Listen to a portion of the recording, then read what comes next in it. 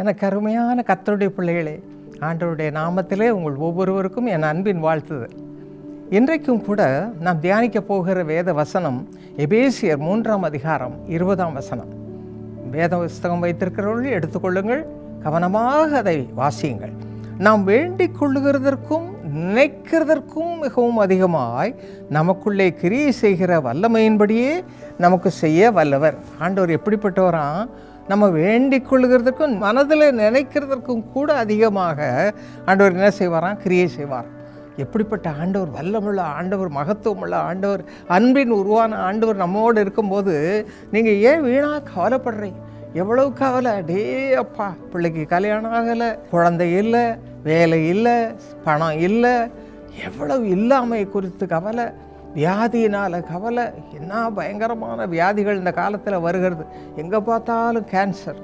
ஜனங்க என்ன கஷ்டப்படுகிறாங்க. இப்படிப்பட்ட பரிதாப நிலைமையில் நம்ம என்ன செய்யணும்? ஆண்டவர்கிட்ட வேண்டிக் கொள்ளணும்.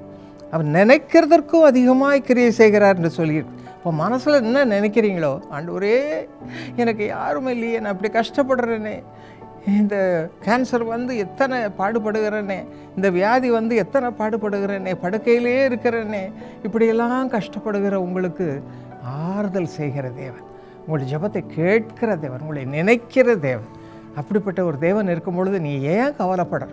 கவலையே படாது. அதைத்தான் வேதத்தில் சொல்லுகிறான். அவர் உங்களை விசாரிக்கிறபடியால் உங்கள் கவலைகளை எல்லாம் அவர் மீது வைத்து விடுங்கள் என்று வேதம் சொல்லுகிறார். அவர் மீது உங்கள் கவலையெல்லாம் வைத்துருங்க. எல்லாம் உங்களுடைய இருதயத்தின் பாரங்களெல்லாம் வைத்துருங்க. என் பிள்ளைகளுக்கு என்ன வேணும் என்று சொல்லி உங்களுக்கு நிச்சயமாக நினைக்கிறதுக்கு மேலே அதிகமாக ஆசீர்வாதத்தை கொடுப்பார்.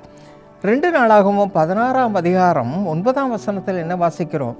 தம்மை பற்றி உத்தம இருதயத்தோடு இருக்கிறவர்களுக்கு, எனக்கு அருமையான தேவஜனமே, உங்களுடைய இருதயம் எப்படி இருக்குது? ஆண்டவருக்கு முன்பாக அசுத்தமானதாக இருக்கிறதா, அவலட்சணமானதாக இருக்கிறதா, அருவருப்பானதாக இருக்குதா, சண்டை போட்டு கொண்டிருக்கீங்களா, குழப்பம் உண்டாக்கி கொண்டிருக்கீங்களா, கெட்ட காரியங்களை செய்கிறீங்களா, பாவம் செய்கிறீங்களா, பாவத்துக்கு இடம் கொடுக்குறீங்களா, எப்படிப்பட்டதாக இருக்குது பாருங்கள். தம்மை பற்றி உத்தம இருதயத்தோடு இருக்கிறவர்களுக்கு இப்போவே உங்களுடைய இருதயத்தை ஆண்டவர்கிட்ட சொல்லுங்கள், என்னை கழுவி சுத்திகரியும், என் இருதயத்தை சுத்தமாக்கும். உடனே அவருடைய ரத்தத்தால் கழுவி உங்களை சுத்திகரிப்பார் பெரியமானவர்களே.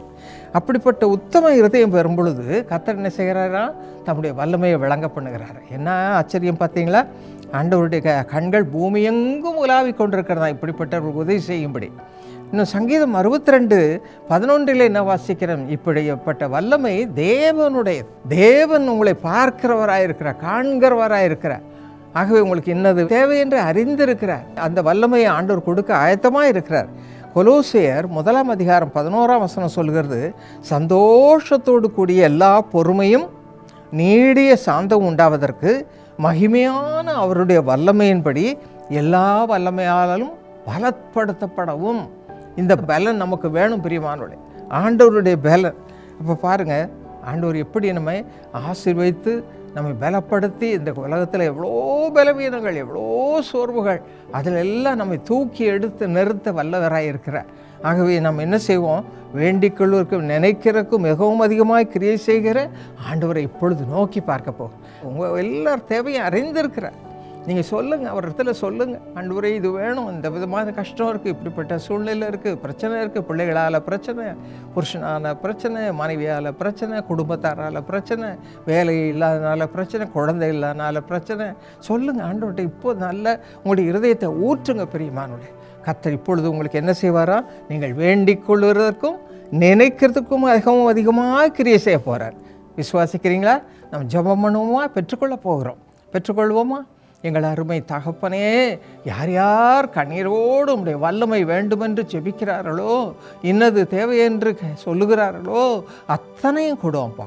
அத்தனையும் கொடுத்து உம்முடைய பிள்ளைகளை ஆசீர்வதியும், நிரப்பும் ஆண்டவரே. உம்முடைய வல்லமை இறங்கட்டும், உம்முடைய வல்லமை இறங்கட்டும். ஒவ்வொருவருக்கும் அதன் தேவையை, அவர்களுடைய தேவையை கொடுத்து உம்முடைய பிள்ளைகளை வாழ்ந்திருக்கப்படும்.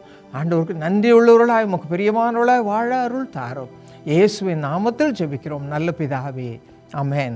எனக்கு அருமையானவர்களே, இன்னும் சில நாட்களுக்குள் மே மாதத்திலே DKC, அதாவது டைனமிக் கிட்ஸ் கேம்ப், குட்டி பிள்ளைகளுக்கு 6 வயதிலிருந்து 12 வயது வரைக்கும் எல்லா ஜபகோபுரங்களிலும் விசேஷித்த 6 நாள் கேம்ப் நடைபெற போகிறது. Dynamic kids camp. Signet ring என்ற தலைப்பிலே இந்த வருடத்திலே அது நடைபெறப் போகிறது. அங்கு music, singing, dancing, mime, crafts, painting, games எல்லாம் நடைபெறும். எதற்காக? ஆண்டவருடைய வசனத்தை அவர்கள் பெற்றுக்கொள்ளும்படியாக, அவர்கள் உணர்ந்து கொள்ளும்படியாக, அதன்படி அவர்கள் வாழ்க்கையை அமைத்து கொள்வதற்காக, அவர்கள் மற்றவர்களுக்கு சேவை செய்கிறவர்களாகவும் மாறும்படியாக, அவர்களை பயிற்றுவிக்கும்படியாக இந்த அருமையான கேம்ப் நடைபெறப் போகிறது. உங்கள் பிள்ளைகளை அதற்கு அனுப்பி வைங்கள். இப்போவுமே ரெஜிஸ்டர் பண்ணிடுங்க, அனுப்பி வைங்கள். இது முற்றிலும் இலவசம். இயேசு அழைக்கிறார் பங்காளர்களுக்கு. இன்னும் மற்ற பிள்ளைகளையும் அழைத்து வாருங்கள், பாக்கியம் பெற நாம் வைப்போம். 2வதாக இதற்காக ஜெபம் பண்ணுங்கள்.